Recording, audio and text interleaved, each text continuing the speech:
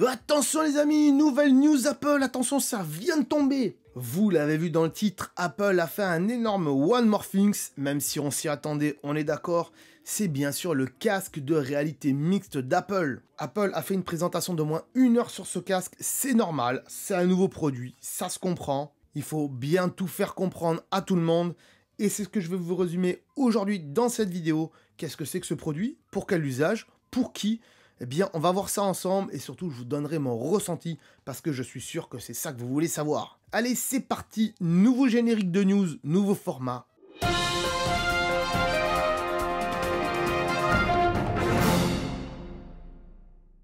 Donc, Apple nous a fait son One More Things très célèbre avec bien sûr le nouveau casque de réalité mixte. Pourquoi mixte? Parce que c'est non seulement un casque de VR et aussi un casque de AR. Comme tout le monde l'avait prédit depuis des mois et des mois, je vous apprends peut-être pas grand-chose là-dessus. Moi personnellement, j'attendais des lunettes, parce que on le verra après, mais je trouve pas que c'est un produit qui va parler à tout le monde. Et ce produit, c'est donc celui-ci, le Apple Vision Pro. Et ils ont bien mis le mot pro derrière pour montrer que ça s'adresse aux pros et pas à tout le monde. Et le prix d'ailleurs, on le verra à la fin, il va vous faire sourire, mais il est vraiment pro aussi. Donc ce casque, déjà premier ressenti quand on le voit, c'est une grosse claque à Facebook et à l'Oculus, ça c'est clair et net. Mais en même temps, quand on voit ce que fait déjà Sony PlayStation avec ses casques, on se dit que Apple il pourrait faire que mieux. Voilà ce que ça va donner quand on va le porter, et honnêtement, je trouve pas ça vraiment beau. En même temps, est-ce que ça doit être beau?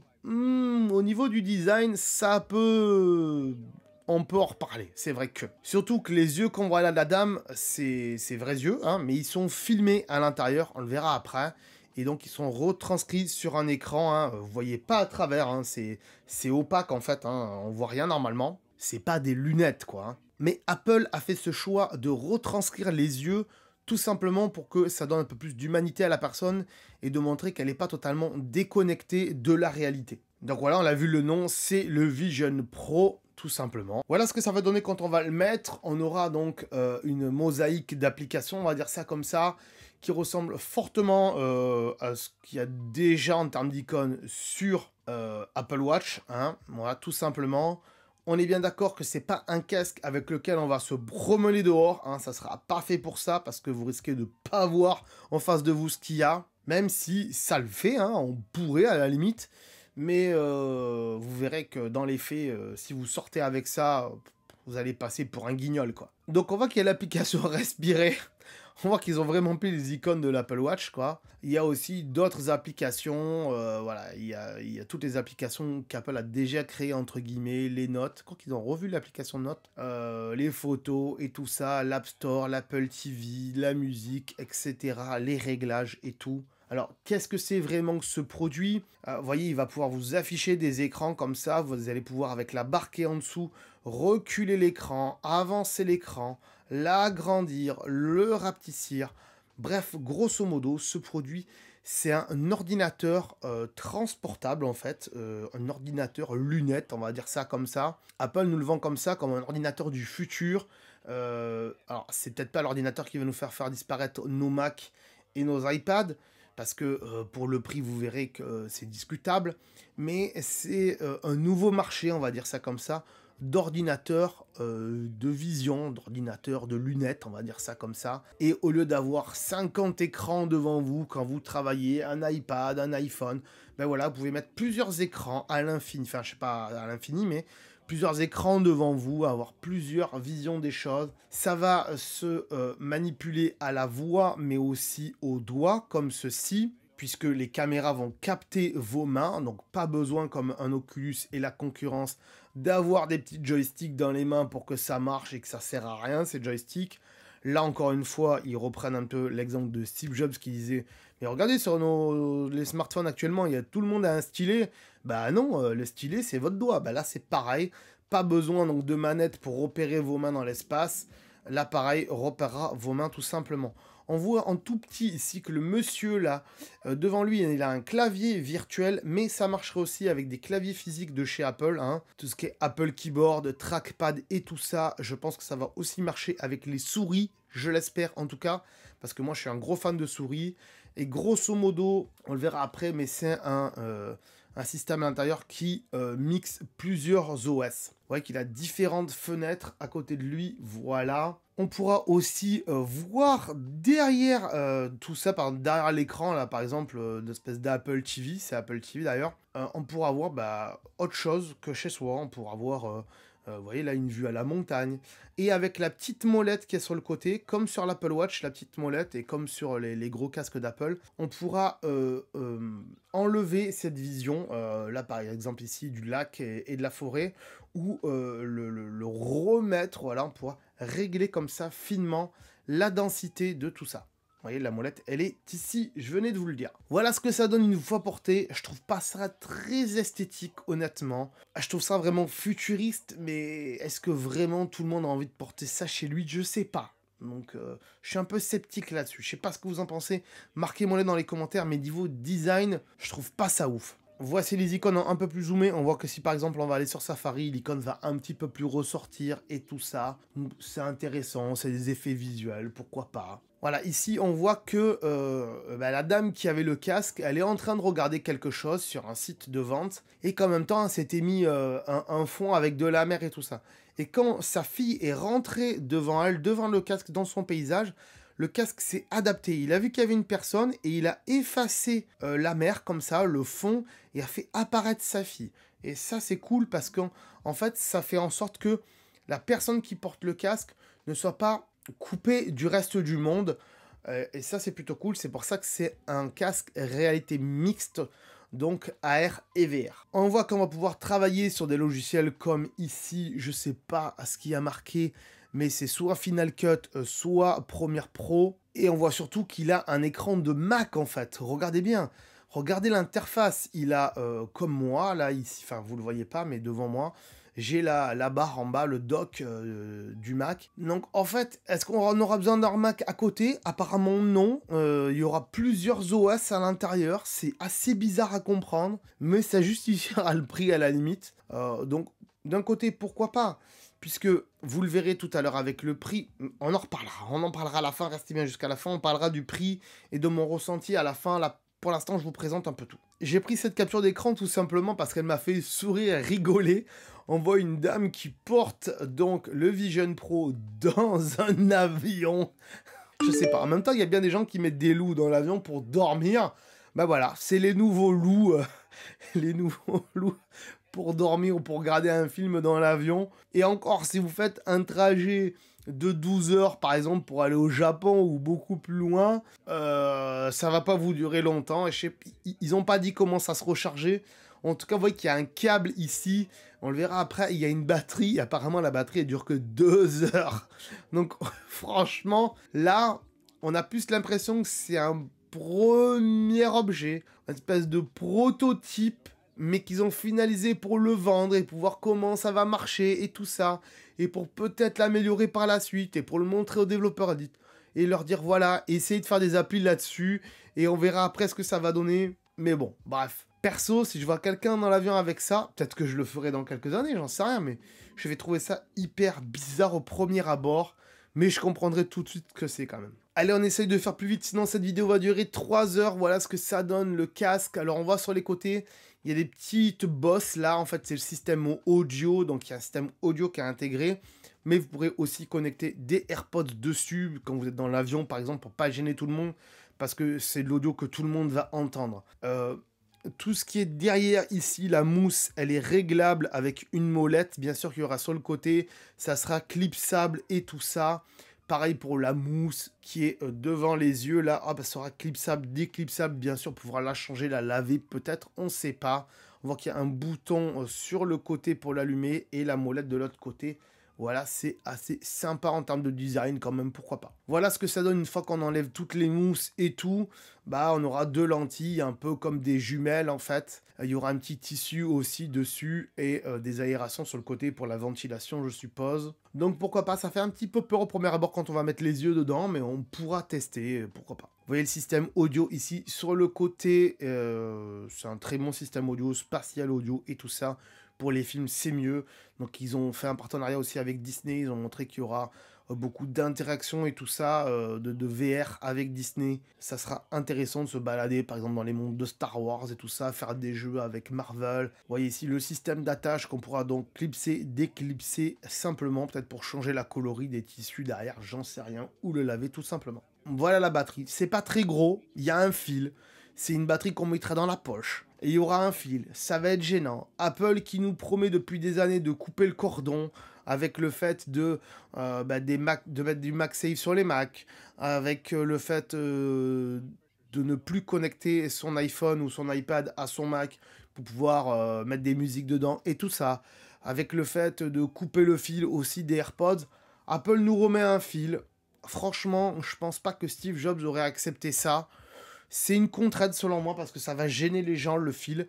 Et une batterie pas très grosse en plus qui dure 2 heures. Je comprends pas pourquoi ils l'ont pas intégré au casque. Une batterie à l'intérieur, j'en sais rien. Ils auraient pu mettre une batterie à l'intérieur. Peut-être qu'ils se sont dit que ça allait chauffer, qu'il valait mieux la déporter. Je comprends pas trop ce système. Alors pourquoi ils n'ont pas fait un système où on pouvait la glisser derrière là, ici, avec un tout petit fil? Peut-être qu'ils n'ont pas trouvé ça design, ou peut-être qu'ils se sont dit qu'ils allaient mettre des batteries plus grosses par la suite, que ces batteries vont peut-être se recharger en MagSafe, on ne sait pas encore. On aura plus d'infos dans les prochains jours certainement, puisque là, tout le monde va aller voir ça au siège d'Apple, à l'Apple Park. Ils ont présenté tout ça, on pourra les tester en Apple Store, mais à mon avis, il y en aura peut-être que 1 ou 2 par Apple Store. Donc il y aura des queues, il y aura des rendez-vous certainement et tout ça, ça va être assez bizarre à faire en tout cas. Sur le côté, on voit qu'il y a donc un connecteur là avec une lumière, donc c'est un espèce de connecteur MagSafe sur laquelle on pourra mettre la batterie. Donc je pense qu'ils ont fait ce système pour pouvoir changer de batterie plus facilement, dire voilà ça dure 2 heures, tac on remet une batterie de 2 heures, ça va faire acheter des batteries. Voilà ce que je dis. C'est un petit peu dommage, mais bon, peut-être des plus grosses batteries, on sait pas. Il y aura donc 2 petits écrans de 23 millions de pixels, donc c'est beaucoup plus gros que la 4K, c'est énormissime. À voir ce que ça donne. Faudra pas qu'il y ait de flou là-dessus. Faudra voir ce que ça va donner en termes de malaisance pour les films et tout ça. Ce qu'on va pas être écœuré, comme c'est le cas pour d'autres cas de casques de la concurrence. Microsoft avait fait une espèce de casque comme ça qui s'appelait HoloLens. Et honnêtement, ils en vendent pas parce que c'est que pour les entreprises et tout, et c'est pas très très développé. Là, Apple veut le développer un petit peu plus, mais on en reparlera après. En termes de caméra, voilà ce que ça va donner. Il y a différentes caméras, vous le voyez, on va pas tout détailler ici, mais plein de caméras qui vont tout capter autour de vous. Et ça, c'est plutôt cool, mais ça fait beaucoup de caméras. On voit aussi qu'il y a un lidar au milieu, donc c'est les mêmes lidars qu'on a sur les iPhones et les iPads qui permettent de scanner les pièces en mapping 3D et tout ça. Et des caméras qui vont faire du true depth, donc qui vont analyser la luminosité autour de vous et tout ce qui arrive. Voilà, pourquoi pas. À l'intérieur aussi, au niveau des yeux, il y aura des petites caméras, voilà. IR caméra, LED illumination pour donc allumer vos yeux et pouvoir les retranscrire de l'autre côté sur l'écran. Ça fait beaucoup de technologie. On voit qu'ils ont bossé leurs produits. C'est clair qu'ils l'ont bossé, ça fait des années qu'ils l'ont bossé. Mais après, en termes de marché, je suis pas certain. À l'intérieur, ça sera boosté par une puce M2, les mêmes qu'on a dans les MacBook Air, et une autre puce qui va s'appeler la R1, qui va gérer tout ce qui est caméra apparemment en temps réel, pour pouvoir le retranscrire après au M2. Donc vous avez un véritable ordinateur, un véritable MacBook à l'intérieur de ces lunettes, hein. C'est pas juste une petite Apple Watch qui va vous servir d'accessoire, non, c'est un vrai ordinateur qui pourra peut-être remplacer un iPad, un Mac, pourquoi pas. Donc on peut très bien se dire, ben moi je veux plus avoir de Mac et je veux avoir ça. Mais après, quand vous allez travailler, je sais pas, en entreprise, vous n'allez pas mettre un casque comme ça, pourquoi pas, et faire votre ordinateur comme ça, genre, mais qu'est-ce qu'il fait celui-là? En général, quand on est en entreprise, on travaille avec un iPad ou on travaille avec un Mac, un MacBook, un MacBook Air, un MacBook Pro, j'en sais rien. Mais mettre un casque comme ça va faire de nouveaux usages, pourquoi pas.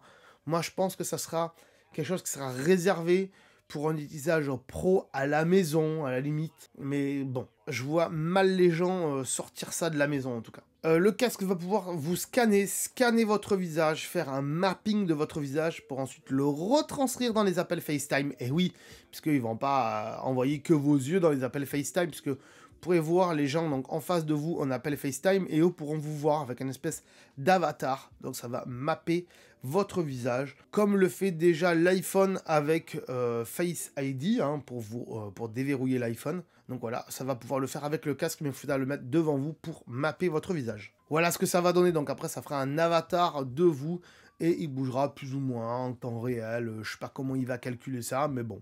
On voit en tout cas qu'ils ont bossé leur OS et leur système, et ils vous montrent que le Vision OS va cumuler plusieurs OS, c'est-à-dire iOS, iPadOS, macOS, on l'a vu tout à l'heure. Il y avait des fenêtres macOS, il y aura des fenêtres iPadOS, en fonction de les gens ce qu'ils préfèrent, j'en sais rien, en fonction des applications peut-être, je sais pas, mais bon. Il montre ce que ça va pouvoir faire dans le milieu professionnel pour ceux qui travaillent, voilà, au niveau des voitures et de la médecine. Je vous ai pas montré le petit cœur, mais il y a un petit cœur, voilà, en 3D. Puis il y a une vue éclatée du cœur pour savoir si le mec, il a bien toutes les valvules du cœur où il faut. Là, dans les voitures, c'est pareil. L'aérodynamisme d'une voiture, on va pouvoir faire tout ça en réalité augmentée. Pourquoi pas? Ça pourrait être intéressant. C'est ce que faisait déjà HoloLens de Microsoft. Mais là, c'est Apple qui le sort. Ça peut peut-être mieux marcher que HoloLens. Je l'espère pour eux, en tout cas. Comment on va pouvoir verrouiller ou déverrouiller cet appareil? Puisque là, il n'y a pas de Face ID, il n'y a pas de Touch ID, quoi qu'ils auraient pu mettre. Un capteur d'empreinte sur le bouton d'allumage, comme c'est déjà le cas sur les Mac et sur les iPads aussi. Et bien avec Optic ID, et oui, les caméras qu'il y aura à l'intérieur, eh bien elles vont capter votre œil, voilà, elles vont capter certains points dans l'œil qui va rendre votre œil entre guillemets unique et faire que ça va se dérouiller avec donc une reconnaissance rétinienne, un petit peu, on va dire ça comme ça, ou de l'œil, en tout cas un mapping de l'œil. Le prix va certainement vous faire rire. 3499 $, comprenez en France, 3500 balles, voilà, tout simplement. Donc on voit bien que c'est à un prix pro, comme c'est marqué en haut, hein, professionnel. Mon ressenti par rapport à tout ça, et avant de terminer cette vidéo qui sera certainement trop longue pour certains, c'est un appareil qui sera vraiment destiné aux professionnels, hein. Ça ne sera pas monsieur et madame tout le monde qui vont l'acheter, mais peut-être que pour certains qui n'ont plus envie d'acheter un ordinateur, plus envie d'acheter une tablette, ça sera un nouveau format d'ordinateur, un ordinateur lunettes, voilà. Il va peut-être falloir un temps d'adaptation à tout le monde pour pouvoir manipuler tout ça. Est-ce qu'on va pouvoir faire tout ce qu'on voudra comme un Mac? C'est possible si un clavier et une souris c'est compatible et qu'on a un Mac. Grosso modo, pour moi, c'est un ordinateur et un écran intégrés tout en un, mais avec plusieurs écrans autour de soi, et se dire qu'on peut aussi l'utiliser pour tout ce qui est film, série, détente, voilà, tout ça à la maison. Ça peut être intéressant. Ils n'ont pas parlé de jeux vidéo dessus, pas vraiment, mais on pourrait très bien imaginer connecter une manette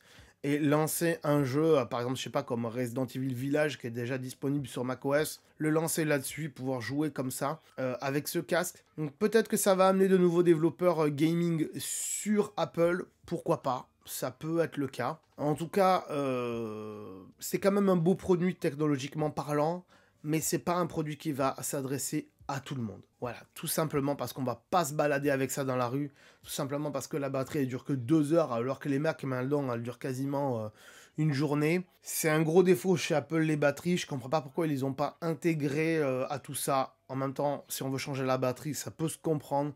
Il y a quand même la contrainte du fil là-dessus, c'est un petit peu triste. C'est à tester. J'essaierai de le tester dans un Apple Store, pourquoi pas, s'il y a moyen, mais ça sera pas avant longtemps. Dites-moi ce que vous en pensez en commentaire, parce que c'est quand même un produit qui est assez bizarre quand on le voit comme ça. Vous voyez là, quelqu'un dans l'avion, franchement, je trouve ça un peu ridicule. Est-ce que les gens n'auront pas honte de le mettre en public?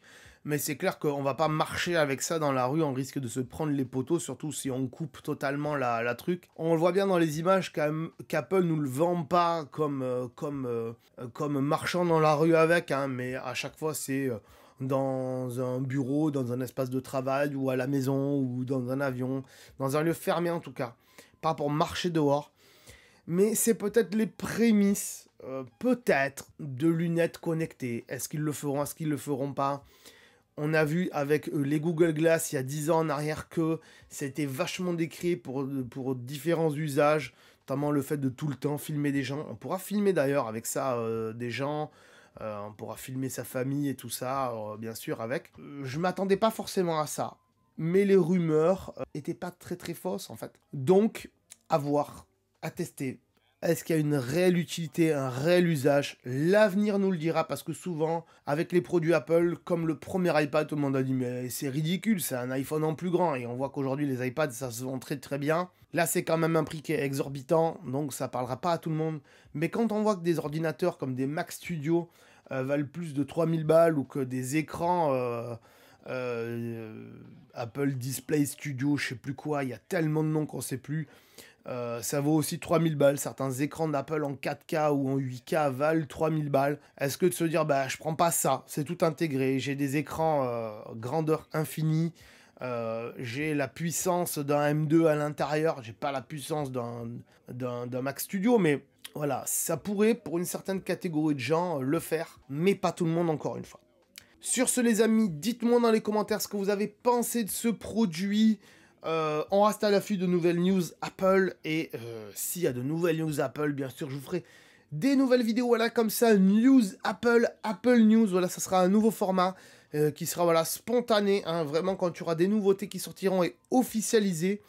Et puis sinon, bah, peut-être que des fois, on fera des suggestions de nouveaux produits, comme ça a été le cas par le passé, des produits que moi, j'aimerais voir arriver chez Apple et qu'ils ne font pas. C'est dommage pour l'instant. On verra ça donc en septembre ou en octobre pour la prochaine conférence d'Apple, où ils nous présenteront certainement les nouveaux iPhones.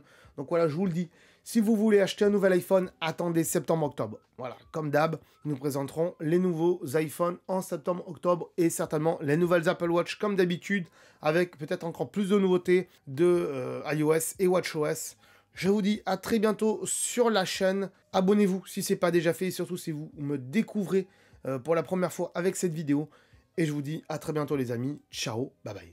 Si tu veux en savoir plus sur ce sujet, alors je te conseille de regarder les vidéos qui s'affichent ici. Et bien sûr, si ce n'est pas déjà fait, pense à t'abonner pour ne pas louper mes futures vidéos qui pourraient fortement t'intéresser. Allez, on se dit à très bientôt. Salut!